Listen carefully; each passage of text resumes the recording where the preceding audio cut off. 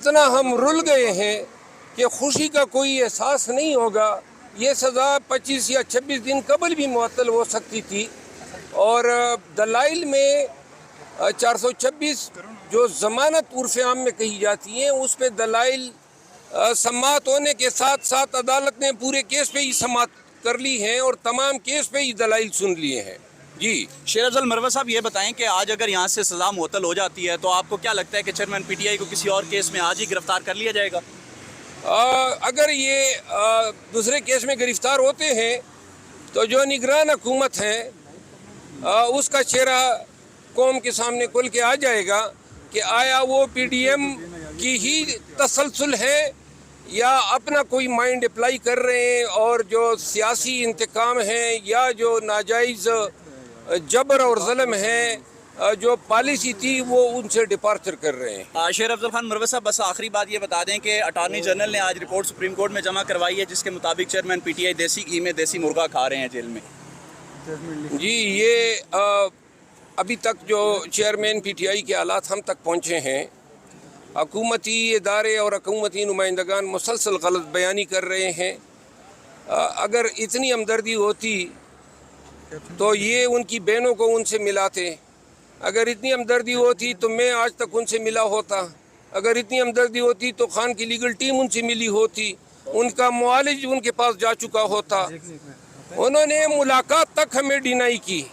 ابھی تک ان کو اڈیالہ جیل نہیں لائے جو قانونی ریکوائرمنٹ تھی. 3 ایئر سمپل امپریزنمنٹ میں قانون یہ کہتا ہے کہ اس کو اسی جیل میں رکھا جائے گا جس کے لیے وارنٹ جاری ہوا ہے.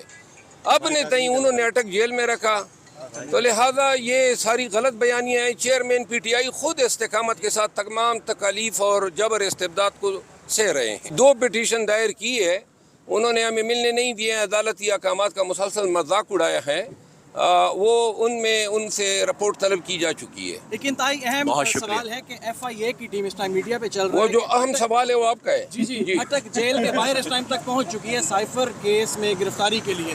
اس کو کیسے کاؤنٹر کرے گی پاکستان؟ ان کو کمپلیٹ تو کرنے پھر آگے جانا نا. انشاءاللہ آپ دیکھیں گے سائفر بہت ہی معمولی مقدمہ ہے. انہوں نے اس کا ہوا بنایا ہوا ہے. اگر وہ سائفر میں گرفتار ہوتے ہیں ہمیں بدقسمتی سے جو انسداد دہشت گردی عدالت کے جج صاحب ہیں انہوں نے شاہ محمود صاحب کا آج پھر 2 دن کا ریمانڈ دیا ہے.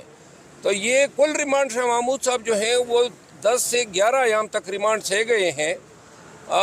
چونکہ خان صاحب اس کیس میں پرنسپل ایکیوزڈ ہیں اور وہ ان کا بھی پھر ریمانڈ لینے کی کوشش کریں گے. تو اس دفعہ جو ہے اگر کوئی ریمانڈ کا میٹر آتا ہے اس جج صاحب کے سامنے تو ہم اس کو ہائی کورٹ میں چیلنج کریں گے. حکم محفوظ کر لیا گیا ہے تو اب عدالت نے حکم محفوظ کیا ہے.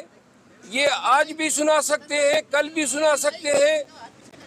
بہتر ہو پاکستان بھر کے عوام جو ہے ان میں انگزائٹی ہے.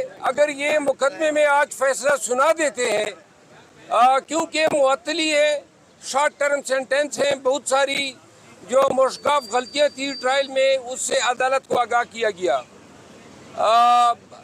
دوسری بات یہ ہے کہ ہمیں اندیشہ ہے کہ چیئرمین پی ٹی آئی کو اس کیس سے رہائی کے بعد ریاستی ادارے اور کیسز میں گرفتار کریں گے.